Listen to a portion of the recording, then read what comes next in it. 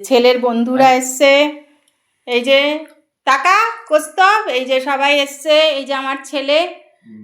এ প্রথমে এইটা পনির মোমো দিয়েছি, আর এই যে আরিয়ান এ চিকেন খায় না, তার জন্য এর জন্যই পনির মোমো বানালাম, তাই জন্য এদেরকে দুটো করে দিয়েছি। এবার চিকেন মোমোটা হচ্ছে, সবাই আনন্দ করে খাচ্ছে। কেমন হয়েছে রে কস্তব? দারুণ। হ্যাঁ, বাজারের মতন হয়েছে না বাজারের থেকে কম? বাজারের থেকে ভালো। আচ্ছা, থ্যাংক ইউ। এবার ও খাক, এদের জন্য আবার চিকেনটা বসিয়েছি। ওই যে এবার চিকেন মোমোটা দিলাম।